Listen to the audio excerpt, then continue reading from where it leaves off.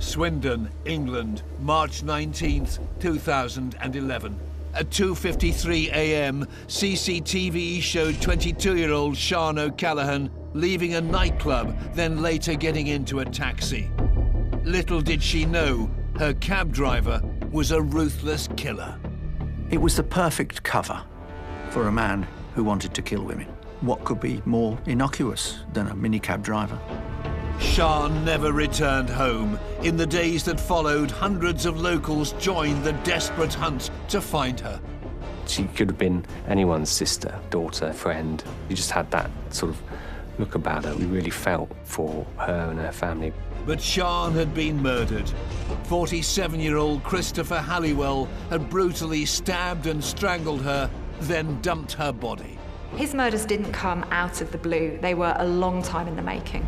It turned out the friendly cabbie had killed before. He led a double life, prowling the streets at night to indulge his addiction to depraved sexual violence. That makes Christopher Halliwell one of the world's most evil killers.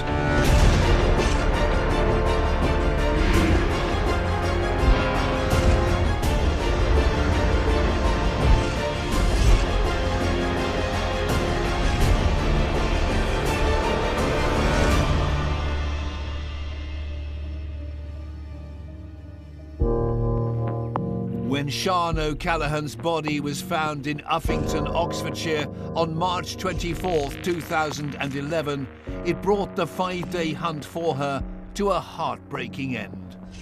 She'd been savagely murdered by local cab driver Christopher Halliwell. It was a devastating blow for her hometown of Swindon, as local reporter Scott Darcy remembers.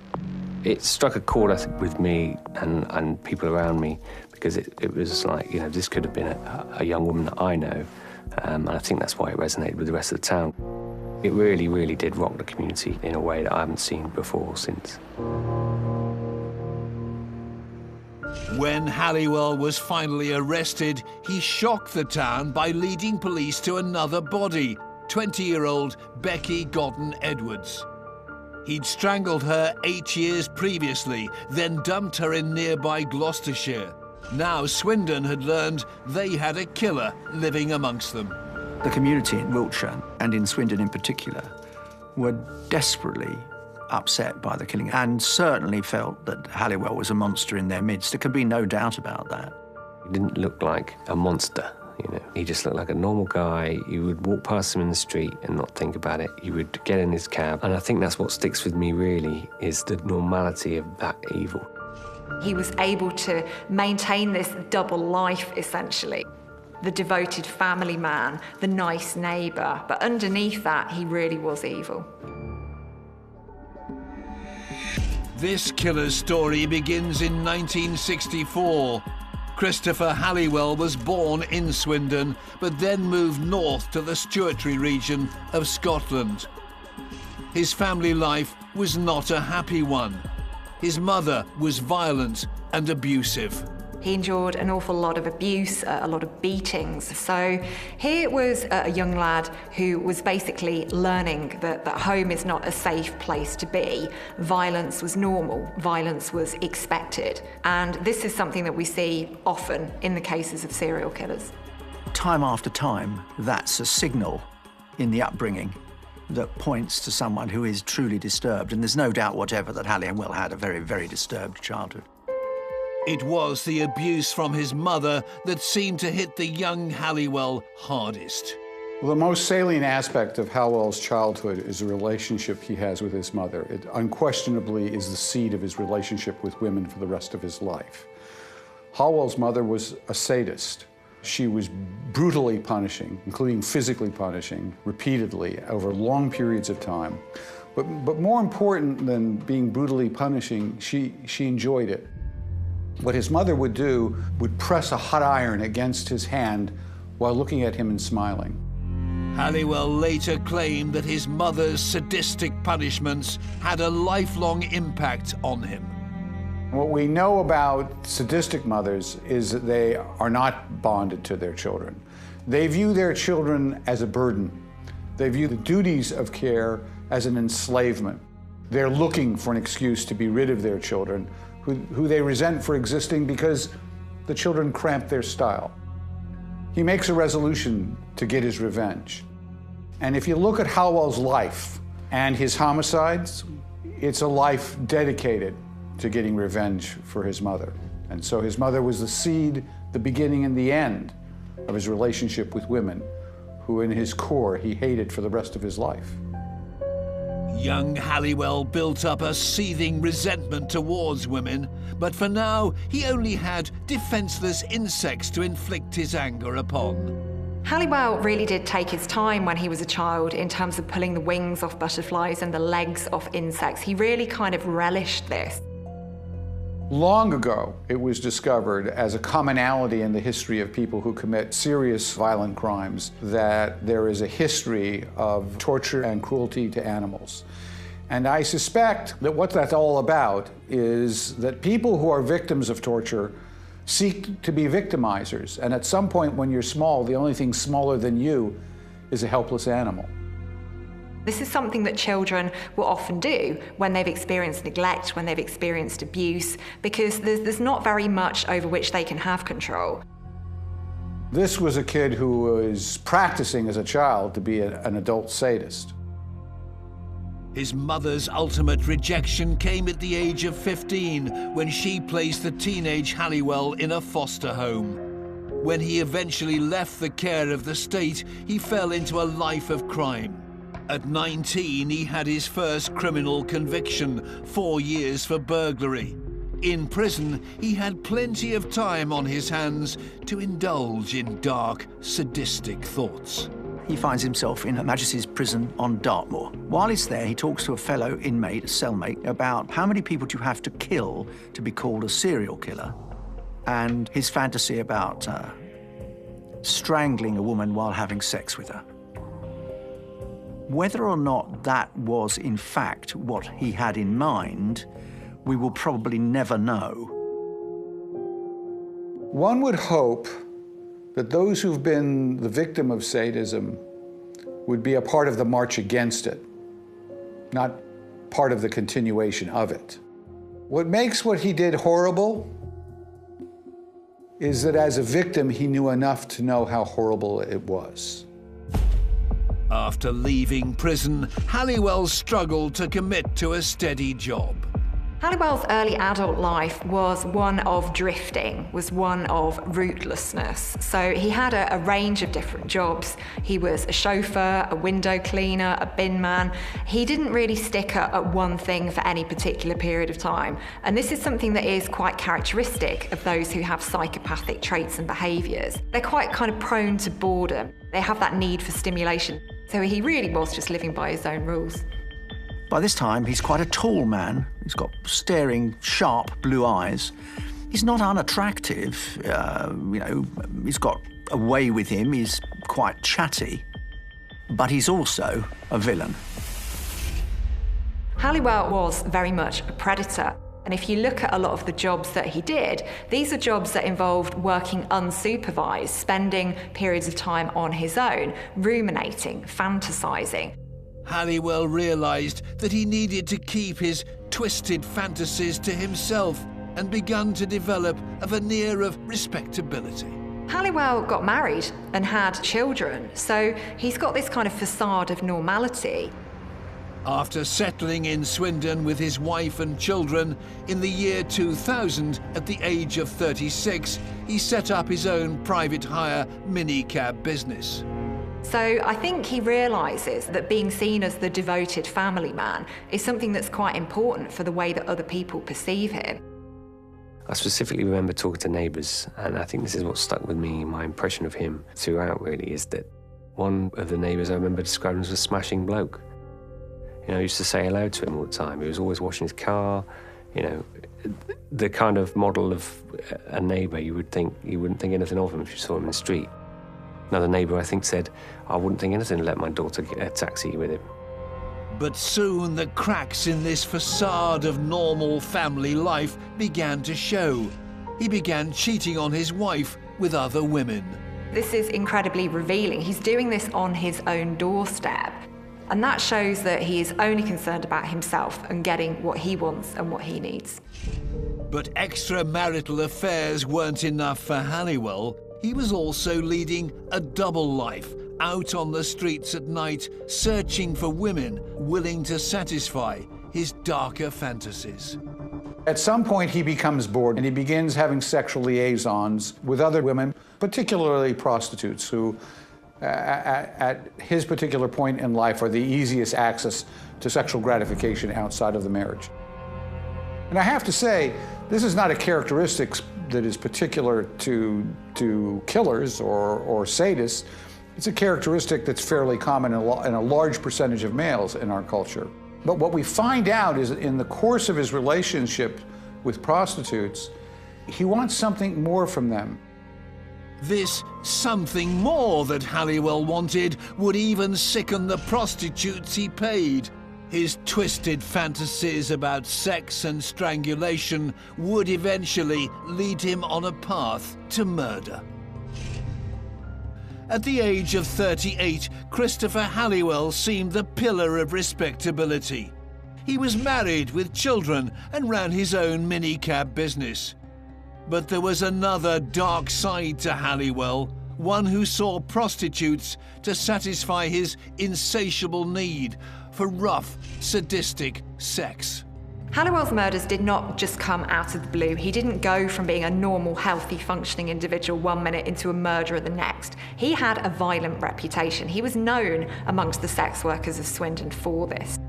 Some of them were later to describe him as liking rough sex, very, very rough sex, which some felt was creepy and weird and worrying. It is not surprising at all that a man with a violently sadistic mother would be violently sadistic with sex workers. In some ways, they're the safest people to be this way with. Halliwell had found an outlet to indulge his sadistic urges without fear of detection. Halliwell's treatment of sex workers was very much characteristic of his treatment of women in general. They were there for him to use and abuse and to fulfill his wants and his needs. So he has a reputation, but it's the idea that this reputation isn't one that's come onto the police's radar. And I think Halliwell is very well aware of the fact that sex workers are going to be highly unlikely to go to the police and report being abused or manhandled by one of their clients. Sex workers are in a very difficult position with men because what they're doing is technically illegal. And in order for them to report a crime, an assault, they have to go to the police and, in essence, describe themselves as regularly committing illegal acts. That's problem number one. Problem number two, if a sex worker in a relatively small community is reporting people to the police, they're an unemployed sex worker very quickly. No one in the local community suspected that Christopher Halliwell was harbouring this dark, sadistic side. So he's somebody who's balancing this quite well. It's something that a lot of men do, but when you look at how Christopher Halliwell does it, it does become quite sinister.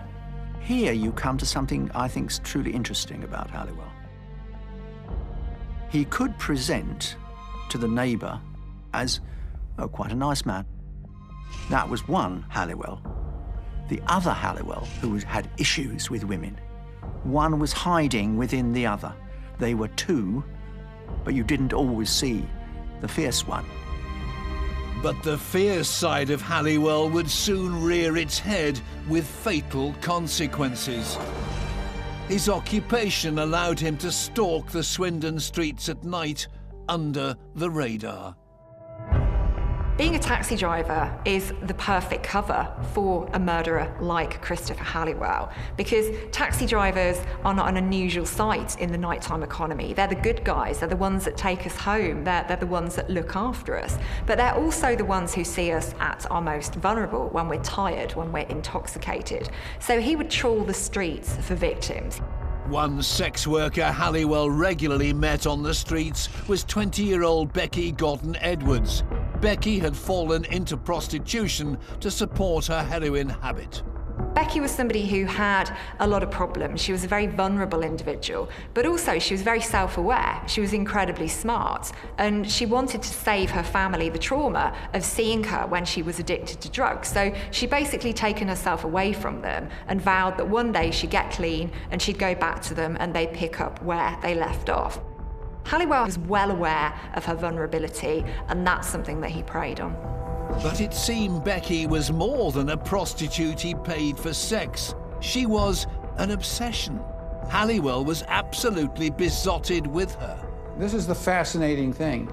He doesn't want a prostitute simply to be a paid sexual partner. He wants to actually have a relationship with the prostitutes. And what I suspect from this is something very telling, that he hates his mother and wants revenge upon his mother. I think secretly what he really wanted is for her to love him. Halliwell very much saw Becky as his. He wanted to own and possess her. She was his and only his. On the 3rd of January, Becky had been out with friends at one of Swindon's nightclubs. As she left in the early hours, Christopher Halliwell was waiting in his cab outside. It's one of the most poignant moments for me in her story, is the nightclub she was leaving was called Desire and Destiny. For Becky's destiny was to be in the hands of Halliwell. A friend saw her arguing with a taxi driver, then walking away before she decided to return and get into his car. It was a decision that would seal her fate. Becky clearly didn't want to get into Halliwell's taxi because the two had something of an altercation before she did get in. And I think this shows how manipulative Halliwell is, that he was able to coerce her to go with him. That night, Halliwell finally gave in to his darkest of fantasies. He strangled Becky to death, then dumped her body. Whether he attacked her sexually or not, whether he strangled her in the act of sex in the back of his cab, we will never know, because her body wasn't to be discovered for years. So this really is complete ownership, possession, and control. This is, I'm going to do what I want to do to you because I have a right to do that, because I'm entitled to do that. She was killed ultimately because, to him, she was not a prostitute. And she was unprepared, unable, and didn't know that what was required of her to be with him is to actually be a mate. And for this, she paid with her life. Halliwell needed to hide his guilt. He drove Becky's body 20 miles to the deepest and remotest part of the nearby Gloucestershire countryside, Eastleach, near Cirencester. Halliwell disposed of Becky's body. He buried it in a shallow grave in a field.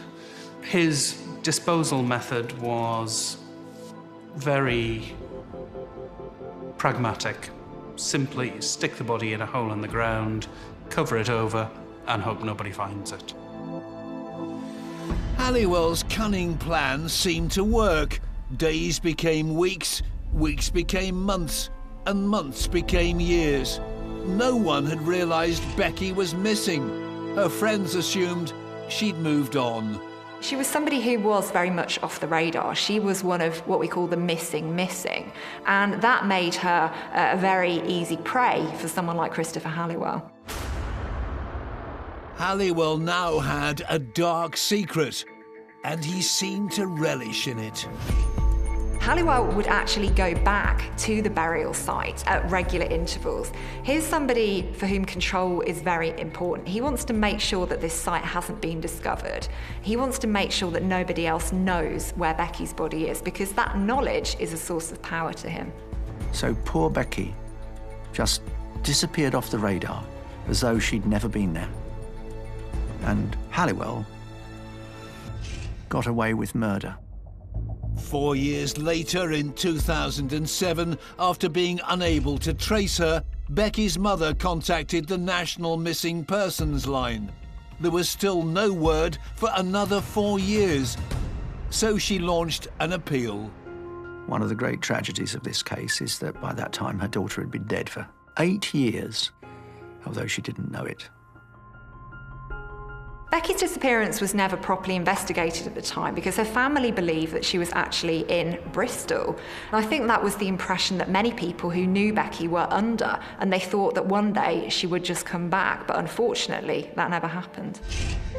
8 years had passed since Christopher Halliwell had succumbed to his darkest fantasies, strangling 20-year-old Becky Godden Edwards. By 2011, he was divorced and his minicab business had gone bust.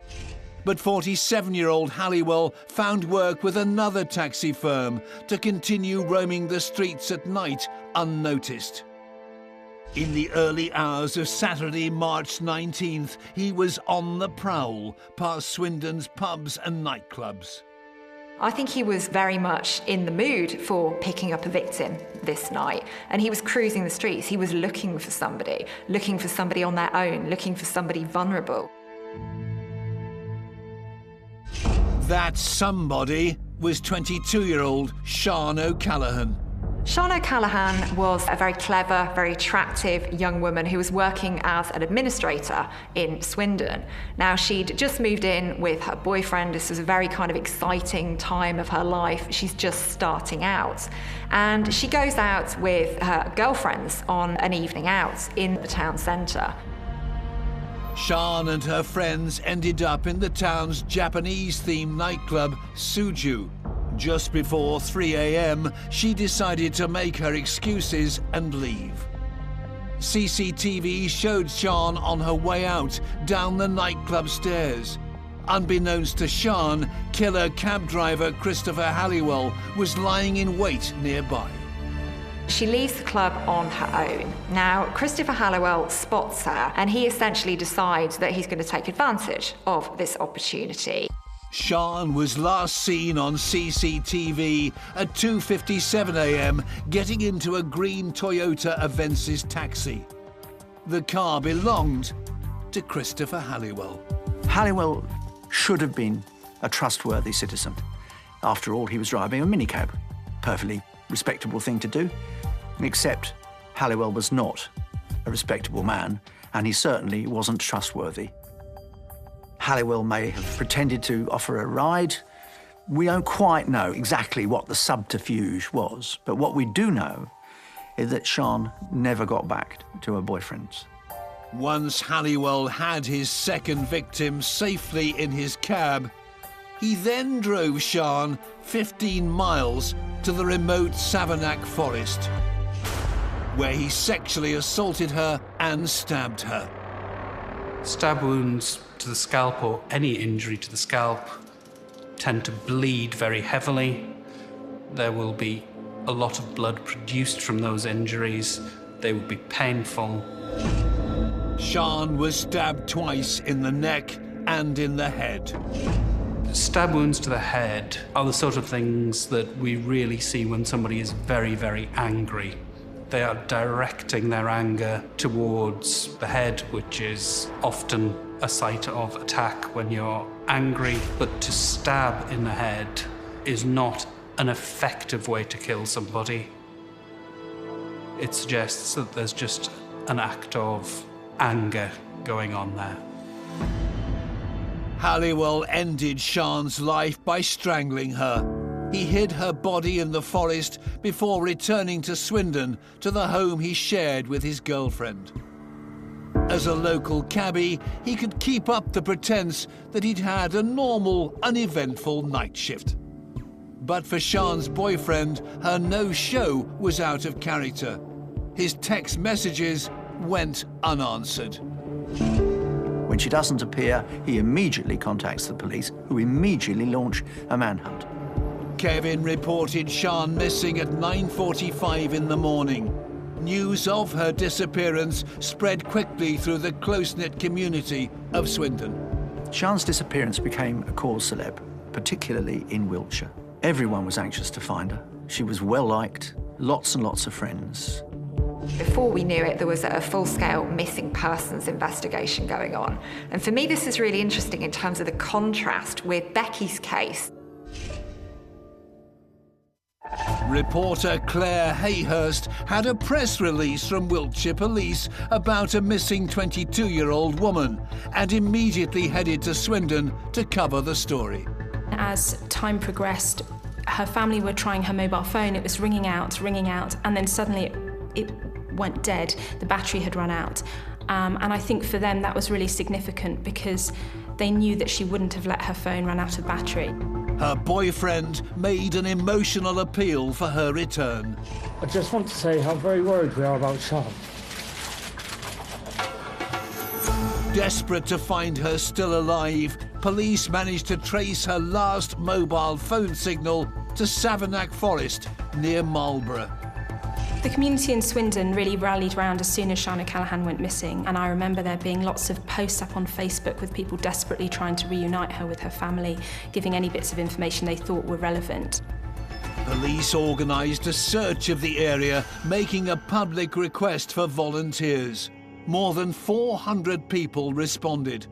Swindon journalist Scott Darcy was at the scene.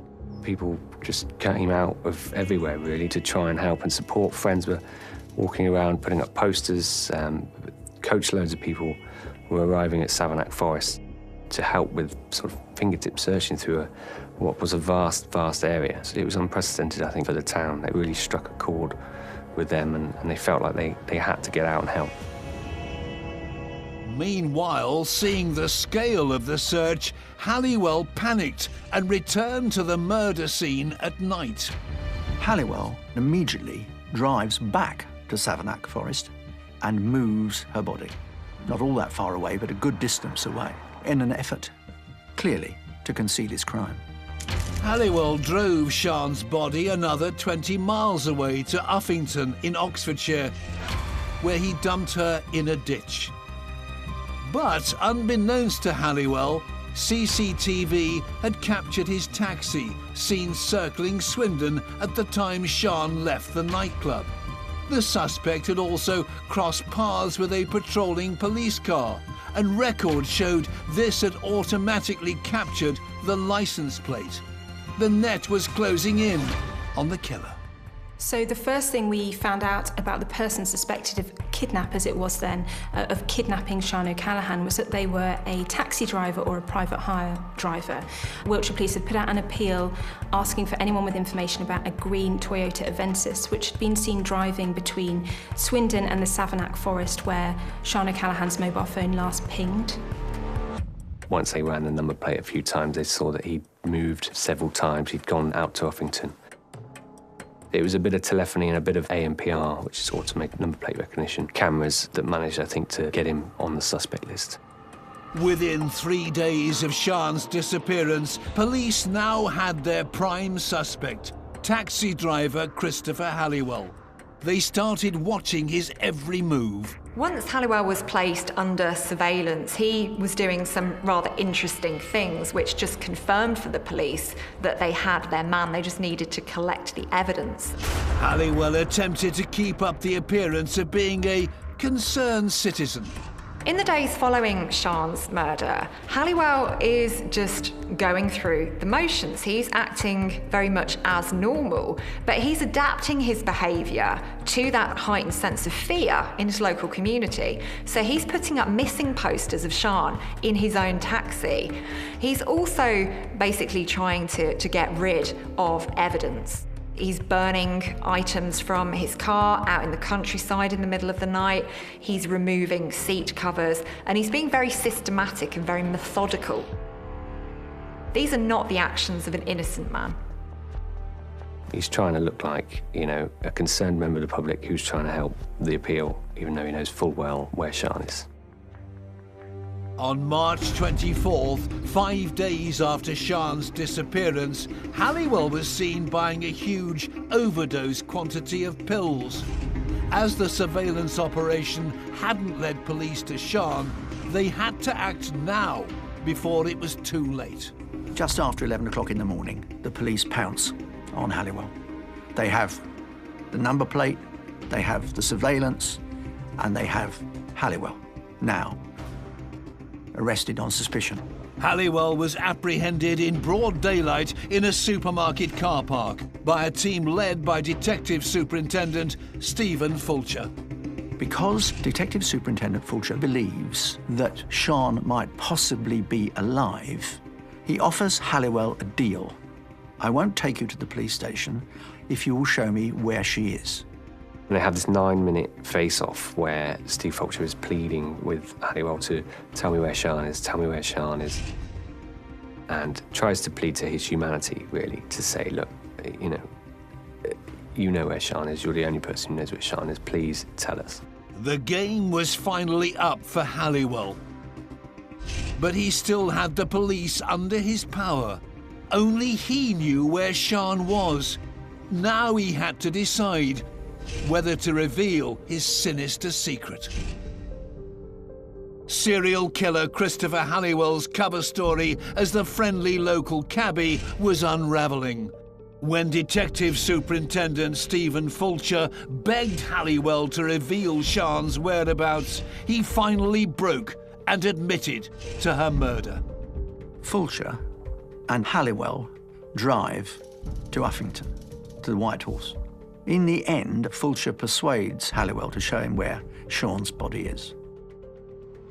The poor young woman is found, naked from the waist down and face down in the undergrowth.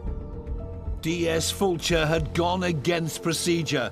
He hadn't taken Halliwell to the police station to see a solicitor or read him his rights. The killer, though, had revealed his darkest secret. Now he had another one to offer that he knew police couldn't refuse. Christopher Halliwell is quite enjoying being in control, and I think he wants to maintain that sense of power, that sense of control. And he's also concerned for himself at this point in time, and he would quite like a cigarette. So he says to DS Fulcher, would you like another one? I'm going to trade some information about the whereabouts of a body for a cigarette. He says, give me another cigarette and I'll give you another body. The coldness, the callousness of that is truly shocking. Steve Fulcher later said, had him talking, I needed to keep him talking. Here was potentially a murder that we knew nothing about, and he was going to give it to me on a plate. I've got to take it. And Fulcher makes another mistake, compounds the first, and drives Halliwell to the site in which Halliwell has buried Becky's body, some 20-25 miles away. DS Fulcher had uncovered another murder, but once again he'd ignored procedure by failing to read Halliwell his rights. He finally took his suspect back to the police station. Halliwell seemed to enjoy his newfound notoriety. So here's somebody who is not growing a conscience, feeling bad about the victim's family. He's enjoying the sense of power and that being in control of this whole circus, this drama, and he doesn't want that to end.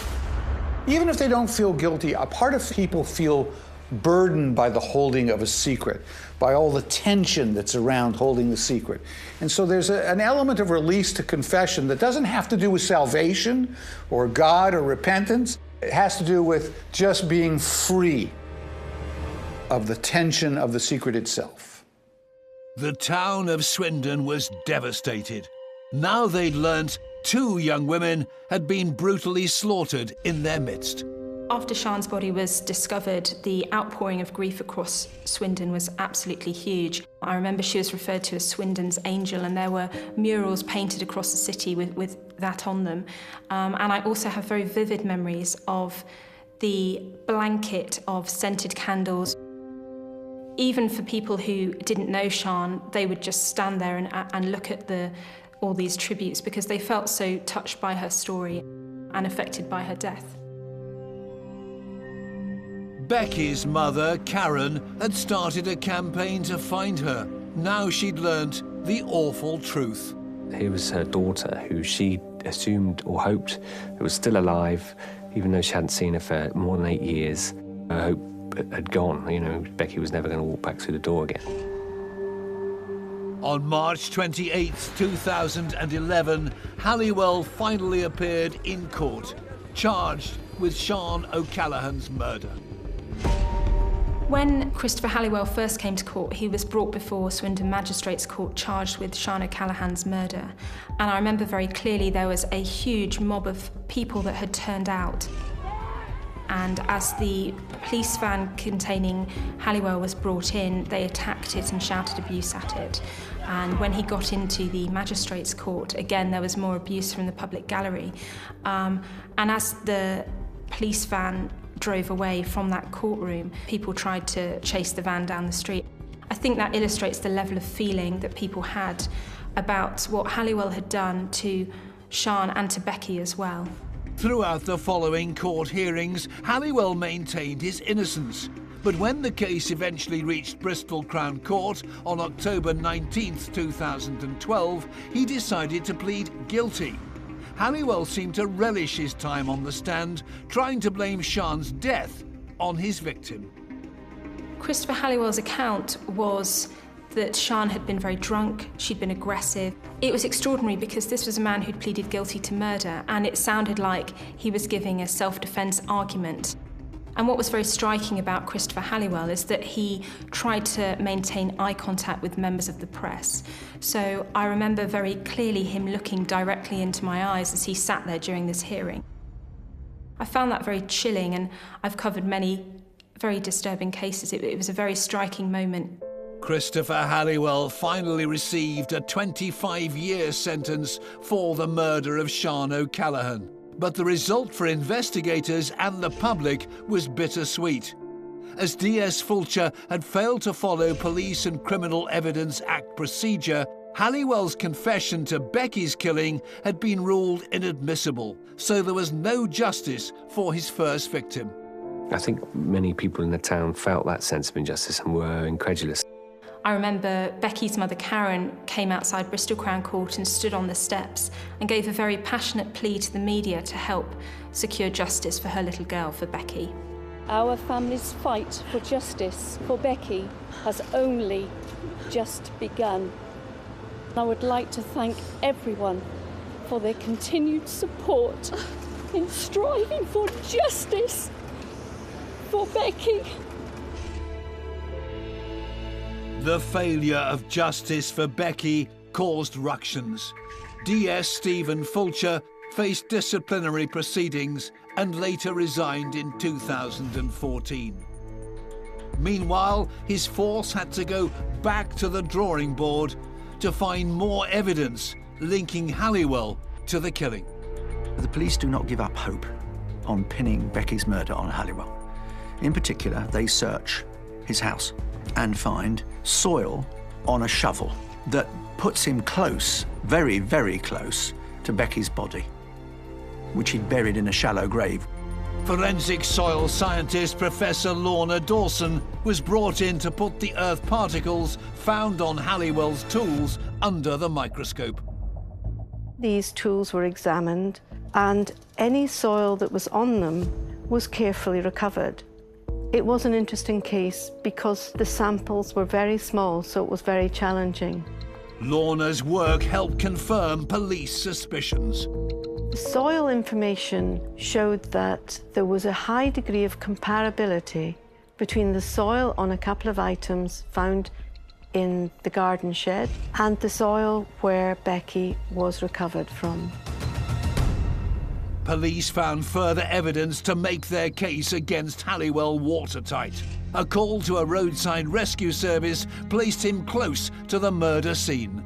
On the night Halliwell murdered Becky, he ran out of fuel just maybe 6 miles away from the field where he'd left her remains. And later that day, he went to his doctor with a hand injury, which he said had been sustained during a fight with a customer. When police went back through his work logs, they found that Christopher Halliwell had not been working that day, so his story about a fight with a customer did not add up. Killer Christopher Halliwell finally faced trial for Becky's murder a second time on September 5th, 2016 at Bristol Crown Court. This time he pleaded not guilty, and he had another surprise in store.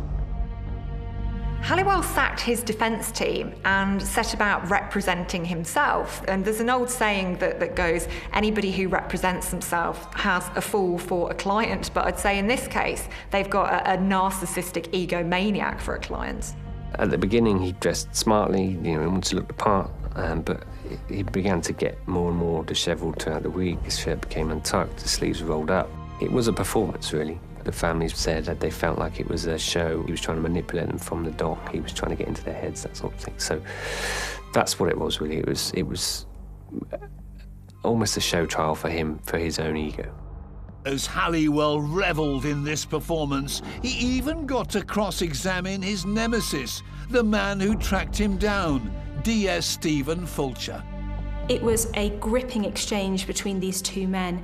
The police detective who had caught Halliwell but effectively lost his career in the process, and Halliwell, who was now standing here accused of a second murder, with evidence that Stephen Fulcher had helped secure against him.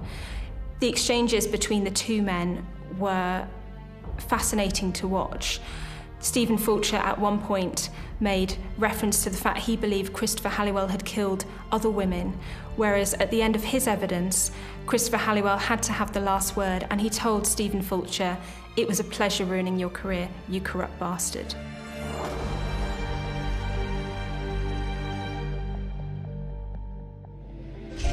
Two weeks into the trial, Halliwell was found guilty of Becky's murder, to the relief of Swindon and his victims' families.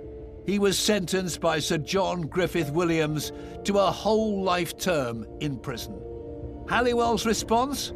He laughed at Becky's relatives from the dock before being led away. Halliwell will never see freedom again. And I have to say, I think the world is a much safer place without him in it. If anyone deserved a whole life term, it was certainly Halliwell. Christopher Halliwell is a deeply controlling man who's shown no remorse or regret for his actions. The prosecution said that the lies just dripped off his tongue, and that's certainly the impression that stayed with me. He came across as a remarkably cold and calculating man. Although Halliwell's never been charged for any other murders, former Detective Superintendent Stephen Fulcher suspects he has more victims. A pond connected to the killer was searched by police in 2014. They uncovered Sian's boots and Becky's cardigan, but also found other clothes belonging to unidentified women. No one can explain the 8-year gap between Becky and Sian's killings. 8 years passed before Halliwell killed again. Do I really believe that? No. I believe that Halliwell committed other murders of other women in the intervening years between 2003 and 2011. I do not believe for one moment that Halliwell became a changed man. I think he nurtured his hatred of women like a flame. The town of Swindon was rocked by the cold-blooded murders of 2 young women with their whole lives ahead of them. They were sickened by the senseless brutality of the killings and how through them the man who ended their lives enjoyed his 15 minutes of fame. This is what makes Christopher Halliwell one of the world's most evil killers.